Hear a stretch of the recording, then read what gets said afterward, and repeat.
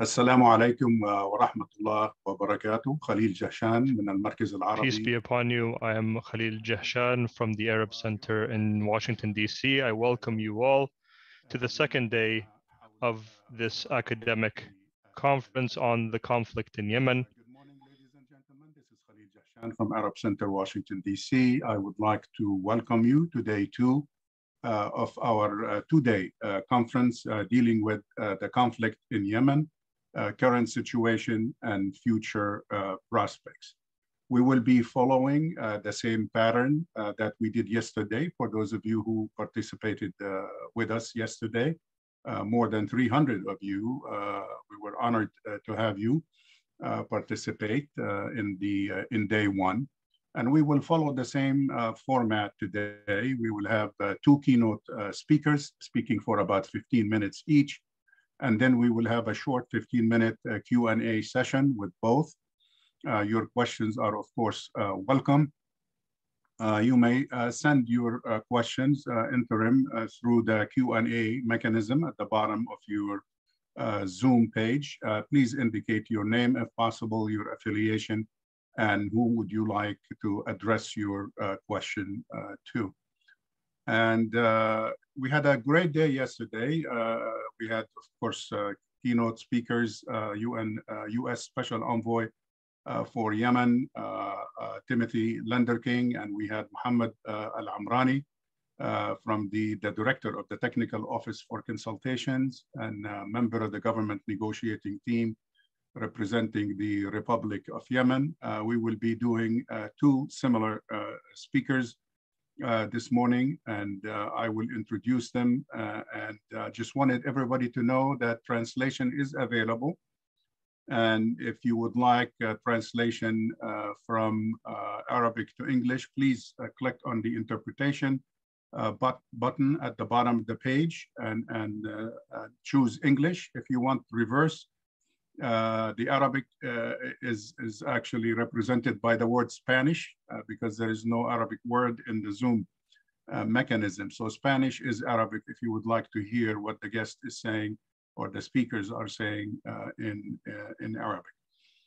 With that said, let me go ahead and proceed by introducing our keynote speakers today and get the program going. The first speaker, we're delighted to have Mouin Shraim, a good friend from previous incarnations. And he is the deputy of the Special Envoy of the UN Secretary General for Yemen, Hans Grunberg, who was originally supposed to participate today. Previously, Mr. Shraim, by the way, served as Director of Political Affairs at the UN Support Mission in Libya. So he's dealt with two key conflicts in the region that all of us sponsoring this event are interested in. Before I give the microphone to Mr. Shraim, let me say that again, remind you that this is a joint effort. It's essentially a partnership between the Center for Conflict and Humanitarian Studies in Doha, directed by Dr. Sultan Barakat, who's with us today, and also DeepRoot Consulting, headed by Rafat Al-Akhali, who is also with us on the screen at this time. And I want to take this opportunity to thank both organizations on behalf of Arab Center Washington, D.C. For the great partnership we've had on this event as we've done in past events, and we look forward to working together in the future. With that said, let's go ahead again to our first keynote speaker of the day, Mouin Shraim from the United Nations Office of the Special Envoy on Yemen. Mouin, you have 15 minutes. Please go ahead. Thank you, Khalil, and shukran, Rafat, Dr. Sultan. Thank you, Khalil. Thank you, Dr. Sultan and Rafat, for your invitation for me to participate in this conference. First of all, I would like to apologize on behalf of the UN Special Envoy. He was unable to participate because he was busy with the monthly briefing to the UN Security Council regarding Yemen. And I also agree with you that This conference comes at a very dire and important time for the Yemeni conflict. With this conflict going into its 8th year, this remains one of the most complicated crises, as well as one of the largest humanitarian crises in Yemen. The continued crisis has led to social, economic, and political impacts that have been very destructive to Yemenis, to civil society, and to the different institutions in the civil society. The lengthy conflict has also led to a clear change and transformation, the dynamics and form of the conflict, which requires paying attention to these changes and developments if we want more inclusive and sustainable solutions. Despite this, there is a clear reality that the parties to the conflict must not forget that Yemen cannot be governed just by one political side or party, no matter how militarily powerful they are. Relying on a military victory will only lead to more destruction and instability in Yemen, with deteriorating living conditions and fragmented institutions. The quicker that the parties to the conflict reach a political settlement or get involved in the political process, this will make it easier to reach a settlement that takes into account the interests of the local actors, of Yemenis, and the regional actors. Unfortunately, the situation is going in the opposite direction. With the escalation in the past year, the situation has been the worst it has been in years in Yemen.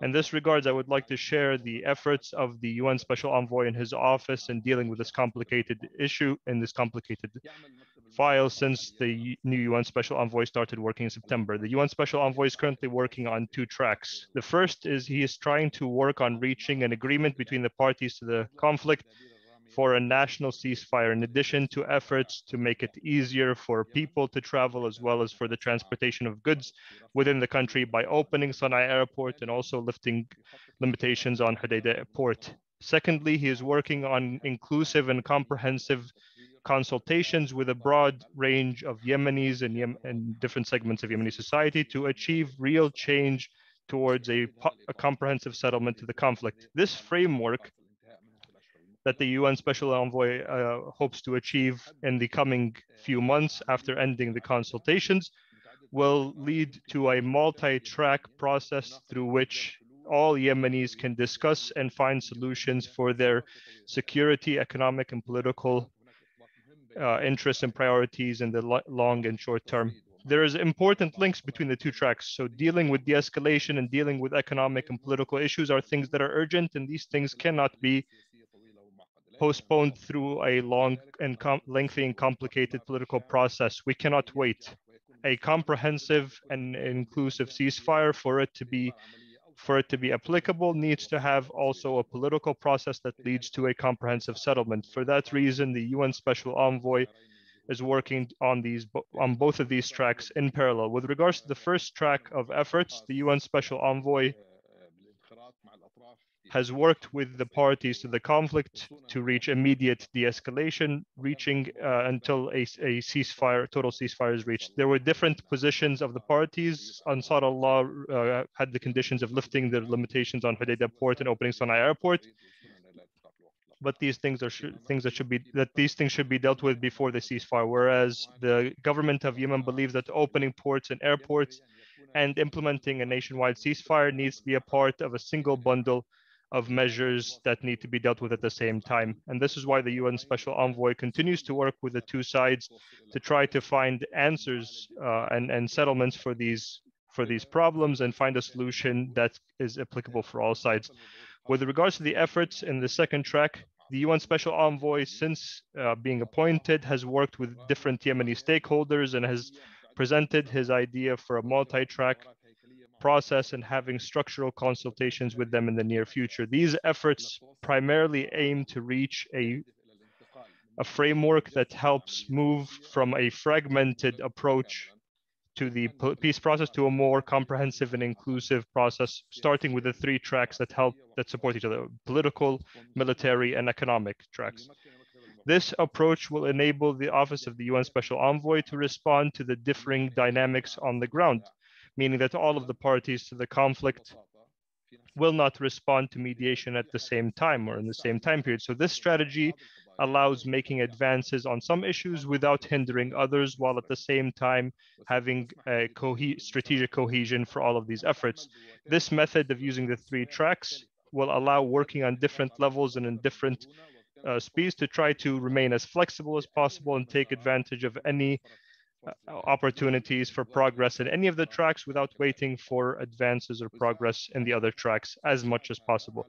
This type of approach helps ensure that the process is not held hostage by a lack of progress in one specific area and helps ensure that these tracks move forward. But obviously, by their nature, there needs to be coordination and organization between these various tracks to find solutions across the board. This strategy is done for 2 reasons. First of all, working for urgent short-term, mid-term, and long-term issues is very important before these processes take place.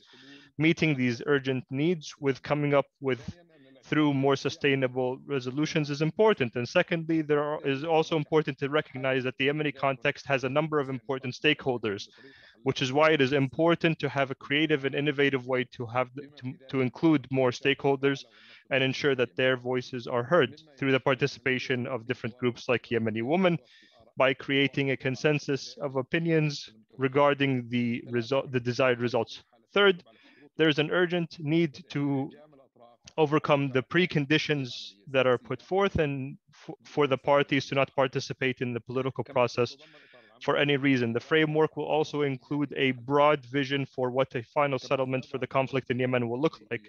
It will also present guiding principles for a settlement that was supported by a broad range of Yemeni stakeholders. A clear objective of the organized the consultations that we will start to work on, starting with the Yemeni political parties, is to try to test and enrich the guiding principles, the visions for a settlement, and also come up with ideas regarding the agenda for the negotiations of the 3 different tracks. Based on the ideas and opinions that we presented during these consultations will also address issues relating to the design of the peace process and the options that are available for a comprehensive political settlement.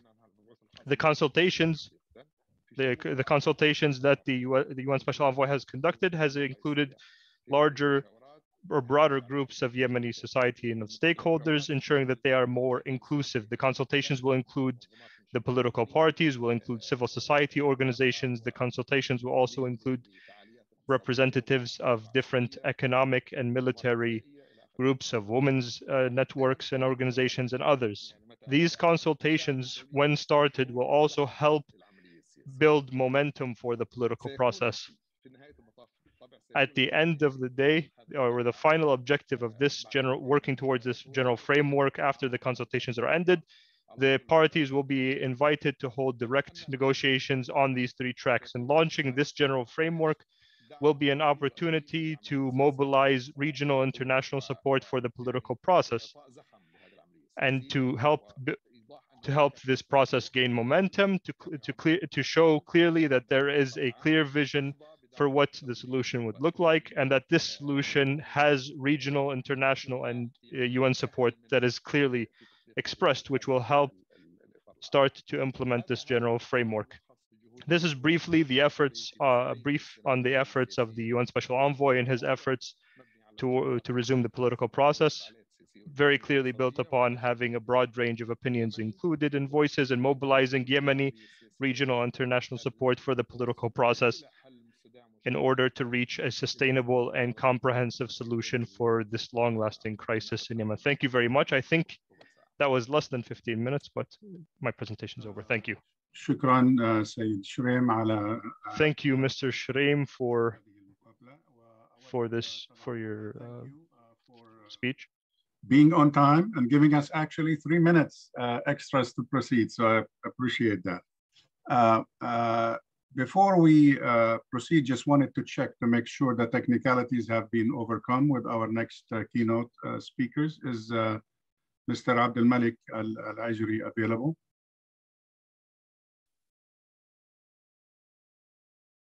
نعم موجود، بس الميكروفون صامت. إذا أمكن بس تبعد الآن Can you hear me now? ممتاز سامع. يلا. Okay, our next speakers, as you witnessed yesterday and today, we're attempting to give a platform to all four kind of key parties dealing with this conflict, and we've listened to three that gives us essentially the fourth party that is a key principal stakeholder in this conflict. So our next keynote speaker is Abdul Malik Al-Ajri, who is عضو المكتب السياسي لأنصار الله. And he is a member of the political bureau for Ansar Allah and member of the national negotiation delegation. A lot has been said about the role of Ansar Allah in this conflict, and in an academic open conference of this sort, we welcome the opportunity to hear directly from Abdul Malik and representing Ansar Allah. The microphone is yours, sir. Go ahead. تفضل. كم الوقت المتاح؟ How much time do we have? 15 minutes.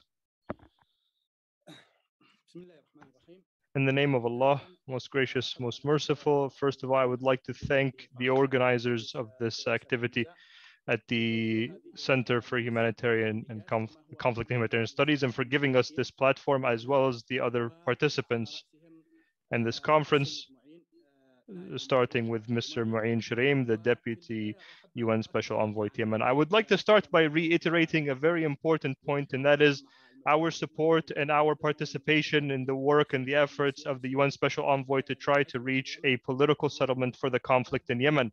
And we have had a stable and permanent position towards peace. This is not a tactic. These are not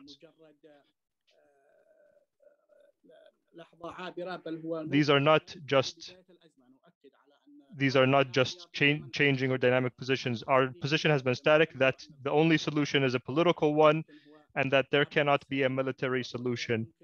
This is the only option that we have to end the war on Yemen. And whether we reach this belief today or tomorrow, in a month or in a year, we will at the end of the day have to deal with this as the only option. But I would like to draw your attention to that the peace that we want is a peace that ends all forms of violence, whether they are direct or indirect, whether they are implicit or explicit.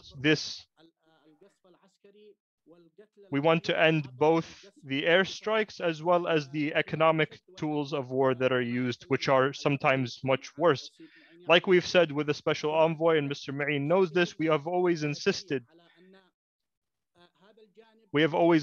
that this kind of unseen aspect of the Yemeni crisis, which is the siege that Yemen is under and the humanitarian crisis, needs to become a priority, because the victims of these tools are dying by the dozens every single day due to the siege on Yemen, due to the lack of medical supplies and equipment, due to the ports being closed, due to the lack of medical supplies in hospitals. Dozens of people are dying every day and no one sees it. People hear about the war, they hear about the victims of the war, those who are falling in the front lines or those who are killed by airstrikes, but they do not hear about the victims or the casualties every single day because of the economic siege and blockade. We want to draw the attention of the rest of the war that this is the more vicious and more brutal aspect of the war, because it is a form of collective punishment. Any peace that does not start with ending this crisis of the Yemeni people will not be a real peace and will not be sustainable. If a ceasefire needs to hold, and for us to work on dealing with other issues while you are still implementing this form,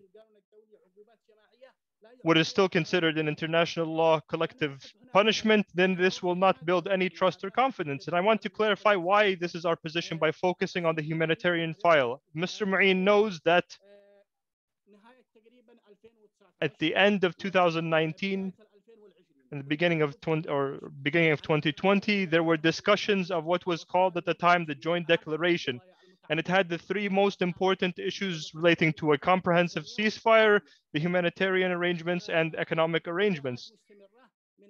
We had continued meetings in order to reach a draft that all of the parties could agree to on these issues, in addition to mentioning or reiterating commitment to the political process after implementing these two parts. But at the time, we were surprised to find that the aggression after the escalation in Jof and Marib was escalating in the economic war by stopping the importing of fuel. This was in 2019 and 2020. This led to a severe fuel crisis and only increased the blockade. The more steps we would take towards peace, we were surprised to find very harsh punishments that would impact first and foremost the Yemeni people.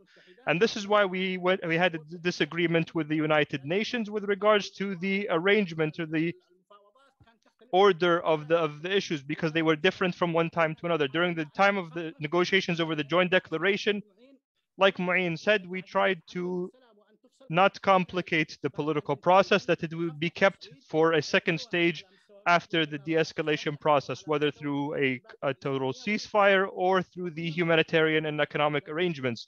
We were working on this matter, but we were surprised, even though there was a siege from before, but fuel would be imported through Hodeidah in addition to grains and other other things were not allowed to be imported, and also all exports through Hodeidah port were not allowed. Sana'a airport has been closed since after the Kuwait talks, and even patients or people with chronic illnesses, students, are not allowed to travel through Sana'a airport. And this has had a huge impact on the Yemeni people. In addition to the sanctions against the Yemeni people, like moving the central bank, the non-payment of salaries, the UN has failed, and the parties to the conflict have failed in reaching an agreement with regards to these problems, and there was intransigence in actually reaching a solution. We noticed that these kinds of collective punishments that would have a harsh impact on Yemeni civilians were used as a way to pressure or to try to use them as bargaining chips during the negotiations. And this is something that we completely refused, and we have expressed this rejection repeatedly. We have said that these are issues, the issues relating to the import of fuel and with regards to opening Sana'a airport, are things that cannot be imposed even during war. Based on international humanitarian law, these services cannot be stopped. No one can impose a complete blockade that leads to a famine or leads to collective punishment for a people as a whole. International humanitarian law and the Geneva Conventions and the laws on international conflicts and local conflicts all prohibit the use of these instruments. And using this as a way to pressure us during negotiations was something that we rejected. We never rejected resuming negotiations for a ceasefire, but we said that we must, for us to become involved in these talks, we need to work on the humanitarian economic issues. For them to impose further collective punishments, we want to go back to where we were in the joint declaration, that these collective punishments that are meant to pressure us or meant to force us to reach a specific political settlement or specific resolution during the negotiations need to be lifted.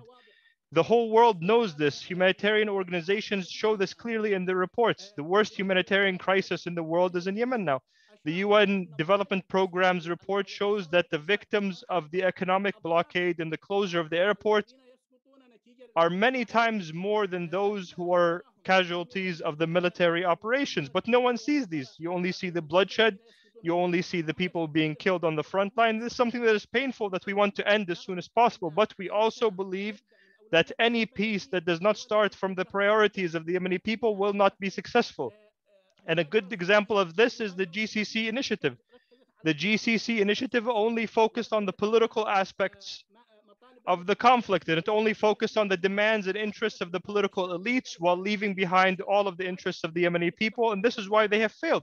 This is the result of focusing on the elites. When you neglect the basic needs of the people and you do not make it a priority for you to deal with, then we will not be able to reach a solution or even have a form of de-escalation. The crisis will remain and will only continue to grow if its root causes are not dealt with. We have not made any arbitrary preconditions with regards to the humanitarian file.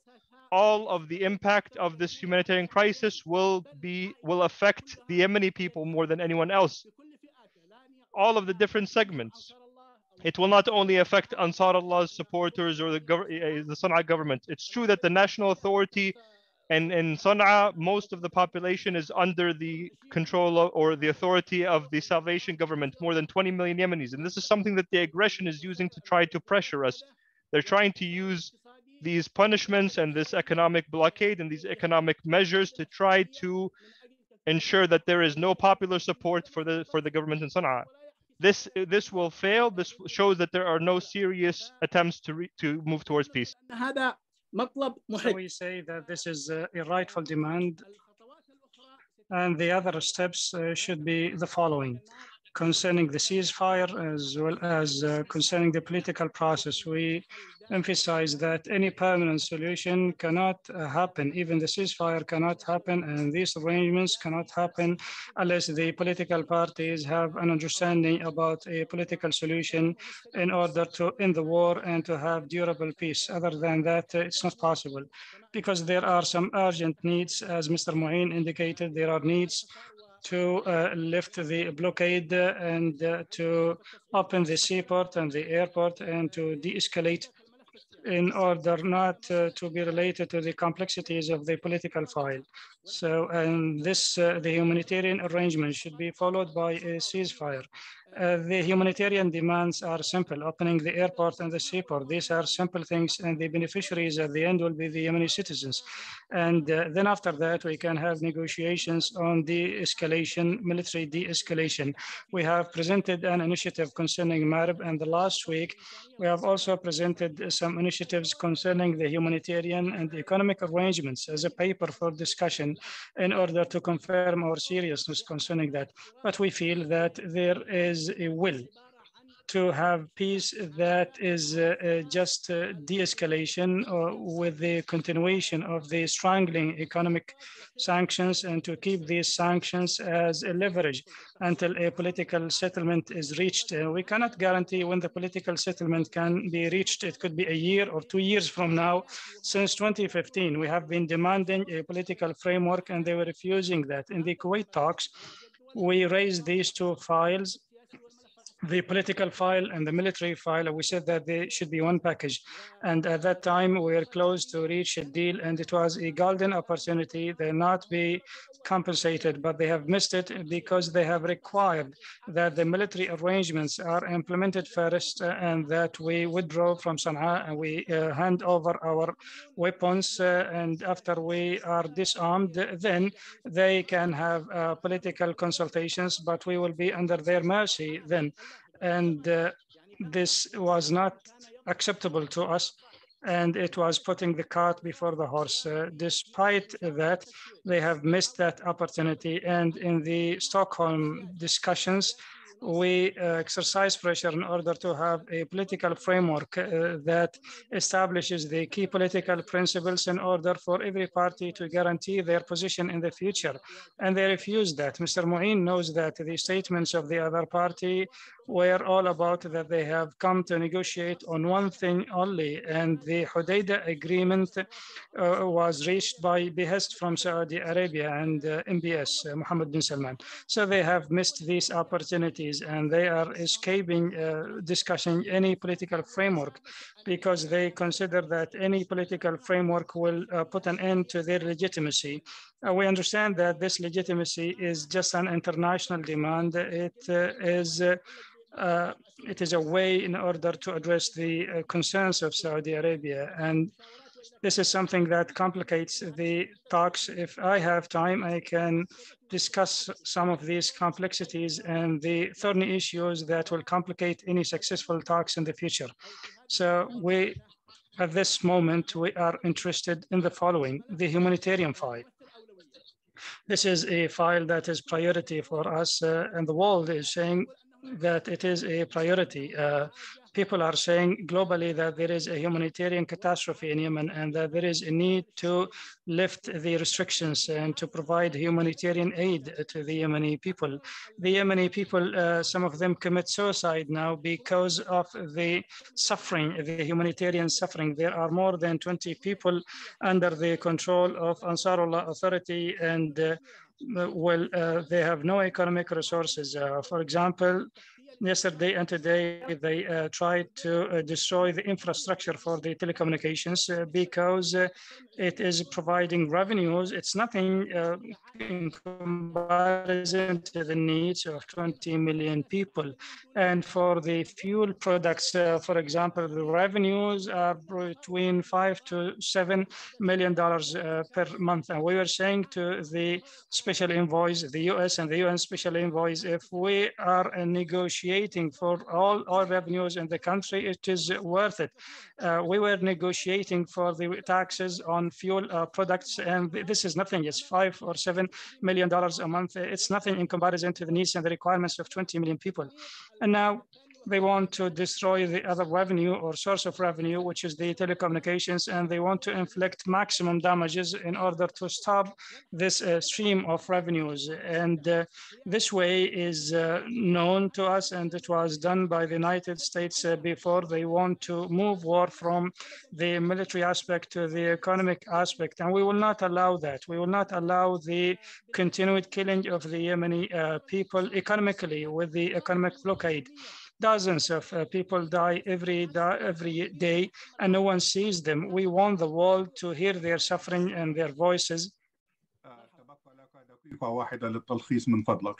You still have 1 minute. So these are the key points. There are many things that I wanted to raise. We do hope that this file, which is the humanitarian file, and it is very important, we wanted to be taken care of. This is the gateway for confidence building, and then we can move to the comprehensive ceasefire in Yemen. Thank you. Thank you very much, Mr. Al-Ajri. And we, as announced, we would like to spend the next 15 minutes in the art of conversation. We welcome your questions. We have already received probably enough questions for another day of discussion, but we'll go ahead and try to answer as many as possible. I would like to invite both keynote speakers to be brief in their answers so that we can accommodate as many questions from the audience as possible. After the Q&A, we will be taking a 10-minute break, and then we will resume our program with two panels like we did yesterday, panel 3 and panel 4, which will conclude our deliberations for the day.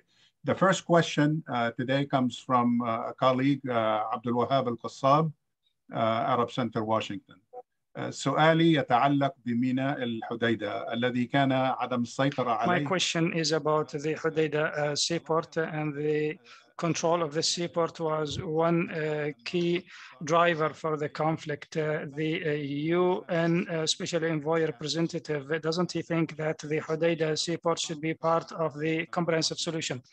Regarding the Hudaida port, and it's addressed to Mr. Shraim, asking if the UN considers that lifting the siege on the port is part and parcel of the comprehensive solution that you referred to. يعني باختصار شديد يعني إذا لاحظت في الكلمة اللي In brief, as I have already indicated, our efforts or endeavors in the short term are related to humanitarian measures and the economic measures. And the humanitarian measures include the free mobility and movement for people and goods by reopening the Sana'a airport for travelers, or through lifting the restrictions on the Hudaida seaport for fuel ships and other ships to dock in the seaport. And there is a verification and inspection mechanism under the United Nations to verify the imports to the Hudaida seaport and to ensure compliance with the relevant UN Security Council resolutions. There's no disagreement that there should be a package related to humanitarian and economic measures that is associated with clear measures and clear sequence in order to de-escalate and have a comprehensive ceasefire. I believe this package, if we can have it with the commitment of the parties to resume the political process as soon as possible, because as we have indicated, these measures cannot succeed without a political process that brings different parties into the table to have a durable solution. So we believe that, yes, there is a dire humanitarian situation and it has to be addressed, but also the ceasefire issues are very important and they are also humanitarian. And there should be clear commitment from the parties that these things will be part of the agreement. عبد الملك هل ما زلت معنا؟ مرحبا. ايه اوكي. هناك سؤال حول نفس هذا الموضوع موجه. There is a question concerning this topic and it is directed to you. العبسي باسم يقول أن الميليشيات Al-Absi says that Houthi militia refused the reopening of Sana'a airport and refused all initiatives to reopen the airport and to alleviate the suffering of the people in order to use the airport as a military base. You have partially responded to these accusations. How do you respond to this question in particular? Or Ansar Allah that they have refused to reopen the airport in Sana'a and other gestures, basically to use it for their own military kind of objectives. How do you answer that, please? تفضل عبد الملك. كأن قرار إغلاق مطار صنعاء. Well, as if it is the decision of closing the Sana'a airport is in our hands. Those who control the skies of Yemen are the coalition states. Those who permit the aircrafts to land the coalition is the coalition and the coalition states, and it is a decision by the coalition to open the seaport and the airport. It does not even require an approval from our side. How can we refuse the reopening of the airport? I don't understand that. When they say that we refuse the opening of the seaport, for example, how do we refuse that? There are ships that come and they receive permits from the UNIVM and they are stranded at sea and they do not allow them to dock in the seaport. So how can we grasp that? It's not in our hands. This is a very strange question. It is as if we are the ones who close the airport. This is a misguided question. It has to be directed to those who close the airport. It's not in our hands to open or close the airport. I think this question should be addressed to the coalition. Shema Ramzi, PR manager in SIAC organization, is asking Mr. Mu'in, under the dire humanitarian consequences resulting from the stopping the military solution against the Houthis, your perspective to the solution in Yemen, is it soundly based, especially given the future steps that you have talked about in your remarks? Whether the plans that he referred to that the UN is embarking on are basically difficult to implement based on some of these recent developments and mistakes made in the past and their repercussions. Mr. Shreem, please. Microphone. يعني هناك زي ما حكيت هناك خطين متوازيين. Well, as I indicated, there are two parallel tracks. We are working on issues that we believe should be addressed very quickly, and they include the humanitarian and economic measures and ceasefire in Yemen, nationwide ceasefire. And at the same time, this track should be connected to a commitment to launch a comprehensive political process. We think that the consultations that we will embark with the representatives of different parties in Yemen in order to frame an idea or a concept for the solution. These consultations can create a platform or a forum for Yemenis to start a serious conversation. But all this relies on the political commitment from the different actors to reach some short-term solutions concerning ceasefire, humanitarian and economic measures, and a commitment towards a political process that ends with a political partnership ownership, and clear steps for the peaceful transition of power and a transitional phase and the future of the solution in Yemen. So these are the issues on our agenda, and therefore I believe that these are realistic solutions, but it does not mean they are easy. And therefore, there should be understanding by the parties that the military solution is not, well, the solution. And if they reach this conviction, then we are halfway. We have a question from the same person. It's kind of related to this, and it's addressed to the other speaker, Abdul Malik al-Ajri. Essentially, dealing with the refugees. أليس حفظ أمن النازحين في مأرب وغيرها هو جانب إنساني؟ Protecting the IDPs in Marib, isn't it a humanitarian thing? The IDPs were targeted with shells and hostilities. If the humanitarian file is a priority for you, why do you escalate? And do your group, or does your group bet on exercising pressure on the coalition and you embark on more hostilities? How do you respond to that? I do not understand the question, actually. I don't know what they mean. Do you bet on international pressure on the coalition to stop what you do militarily, despite your confirmations that the solution is a political one, not a military one? So in order to stop the military actions, it seems that there are steps from your side. These steps from your side, do they aim at creating more international pressure on the coalition? You mean the strikes against UAE and Saudi Arabia? Do they mean that? Internally, yes, and externally. Well, for these attacks, because it's a war, and in a war, we don't currently do not have any peace efforts, and this is the law of war. For every action, there is a reaction. If you want us to take a step, they have to take a similar step. If they question why we attack United Arab Emirates, Saudi Arabia, or we attack inside Yemen, well, because it's a war and all parties are fighting, and this is something given. And this is ABC of the political solution. And there is no escalation from our side. And I really don't understand the word escalation. For the attacks that we launch, there is no balance of power.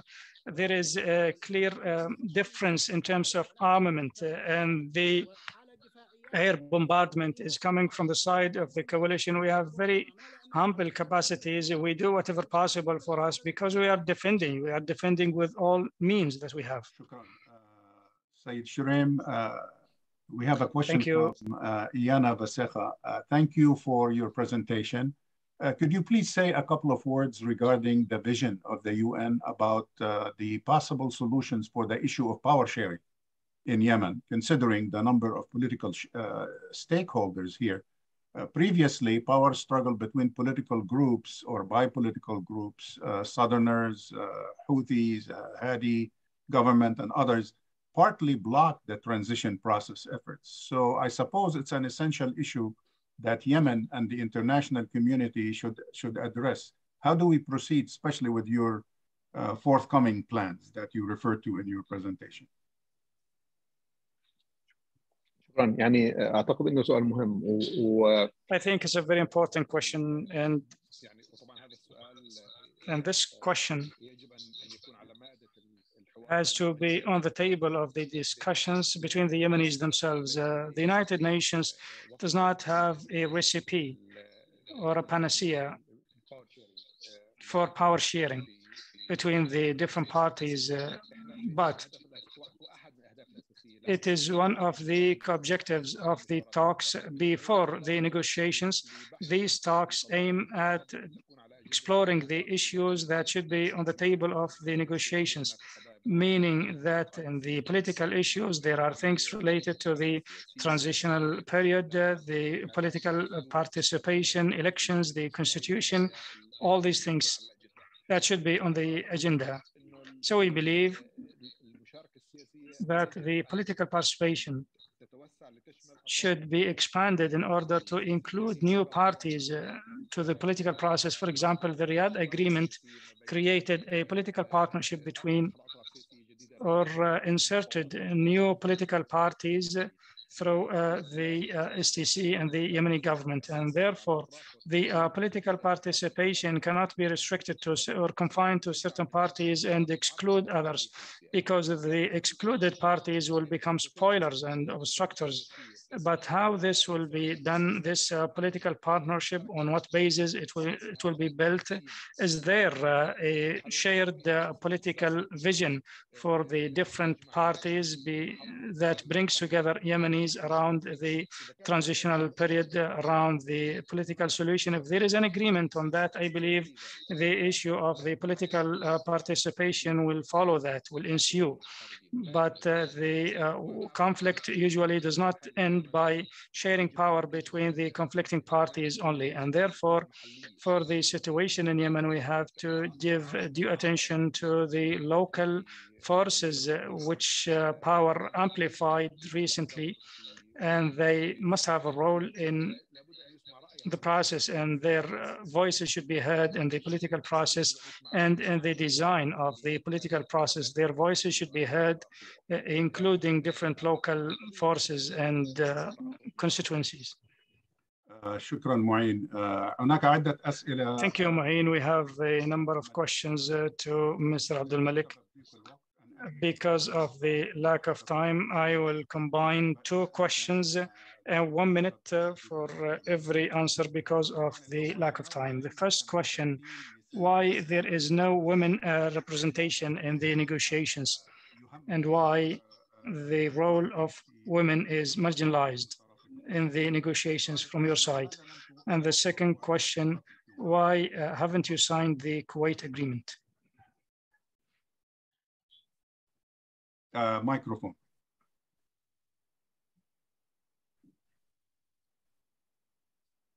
أيوة تفضل. بالنسبة للتمثيل النسائي نحن For the women representation, since the NDC, we had women representation in all stations. We had representation even when Sana'a airport was open. We had women representation in our delegation.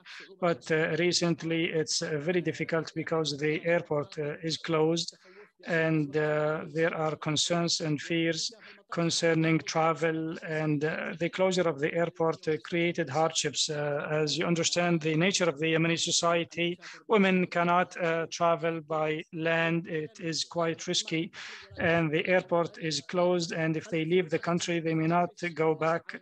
And therefore, this created an issue with the women representation. We do not object to the principle, and we emphasize on this participation since the days of the NDC. The second question was about the Kuwait agreement. Well, the Kuwait, we did not have an agreement in Kuwait. It failed. The talks failed. We requested a comprehensive political and military solution, and to have one package, and to have an implementation mechanism similar to the GCC implementation mechanism, and to start with the military arrangements followed by the political arrangements. But we requested to agree on a comprehensive roadmap covering the military, security, and political aspects, and then we implement according to a clear time frame. But this demand was refused because the other party insisted to address the military aspects, and for the military aspects, they wanted us to retreat from Sana'a, to withdraw from Sana'a, and to lay down our weapons as a precondition. We said this is very difficult because they were putting the cart before the horse, and therefore the Kuwait talks failed without an agreement. It was a golden opportunity because we were closer to peace then, and the political and the economic situation in Yemen was much better in terms of the humanitarian aspects and the destruction and all these things. There was a great opportunity, but some parties had expectations that they can resolve it militarily. Thank you very much. Unfortunately, we have probably another 30 questions left that we can't accommodate. We apologize to all of those who sent questions. I hope some of these will be addressed in the next two panels. At this point, I'd like to express my gratitude and collective thanks to both keynote speakers, Mr. Ma'in Shuraim and Abdul Malik Al-Ajri, for their contribution, their frank assessment of the situation, and taking time out of their busy schedules to be with us today. We will take now a 5-minute break and to save some time, and we'll try to start on time within 5 minutes with panel 3 and panel 4. Panel 3 will be dealing with reactivating the peace process, lessons learned, and pathways forward. And I see some questions related to that, so I hope they can be addressed in this panel. We'll take a short break after that, and then the last panel of the day would be the future of Yemen, recovery, reconstruction, and development. And I also see some questions pertaining to that. I hope you will raise them again during that panel. So please stay put, 5-minute break if you need it. And then we will be resuming soon with panel 3 that will be moderated by my colleague, Dr. Imad Harb, Director of Research and Analysis at the Arab Center in Washington, D.C.